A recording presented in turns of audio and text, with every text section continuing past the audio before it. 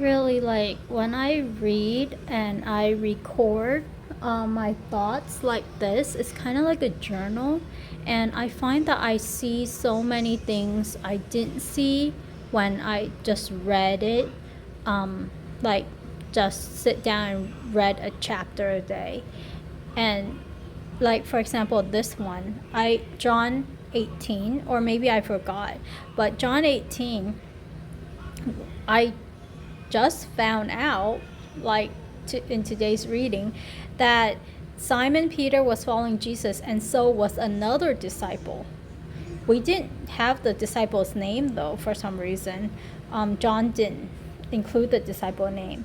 Now, the disciple was known to the high priest, and then he brought Peter in. And I never remember, like, visualizing that in when I think of the trial of Jesus. And then not only, and so he then let Peter in, and then the slaves and officer were making a charcoal fire, for it was cold. So this was during a cold time. And then Peter was warming himself. And then the high priest questioned Jesus about his disciples. Now, why did the high priest ask about his disciple, not only about Jesus' teaching, but also about Jesus' disciple? And then earlier, John said that Jesus kind of defended his disciples, said, like, pretty much like, it's me that you want, let them go.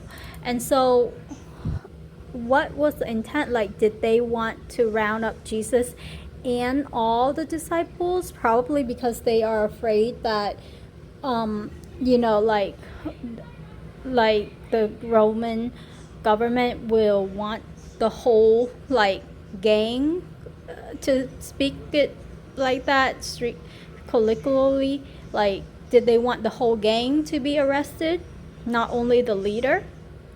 Is that why Jesus, said to just arrest him and let his disciple go?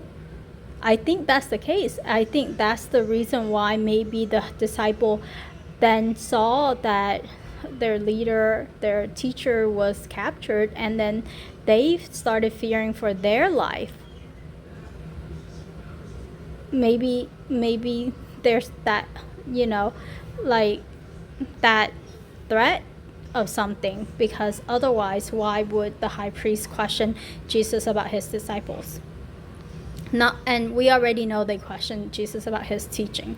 And then Jesus then said, I speak in the synagogue every day openly, so everyone here can be a witness to what I teach. Like, you don't have to ask me, you heard it, everyone here heard it, they know what I said. And then he was struck because he was kind of like being kind of flippant and disrespectful to the high priest. And he said to the person who struck him, if I had spoken wrongly, then testify of the wrong. Why I spoke rightly, so why did you strike me so? And so Annas sent him bound to Caiaphas, the high priest. Oh, so Caiaphas is the high priest. I wonder who Annas is then. Let's see. So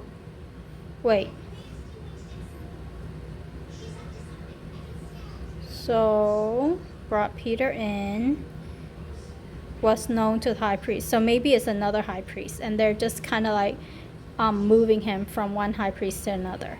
So I actually saw the details of what went on that I glossed over many, many times before, and that's really cool. And that's why we should reread the Bible, because each time, and depending on our situation, depending on our growth, depending on our maturity, we will see different things, and life changes us. Life experiences help us grow, and so we will have different perspective, and things that didn't previously stand out to us before will stand out to us now. And I think it would be really good if you journal it or record yourself about what you learn, and then like just take smaller passages. It will take longer time to go through the Bible, but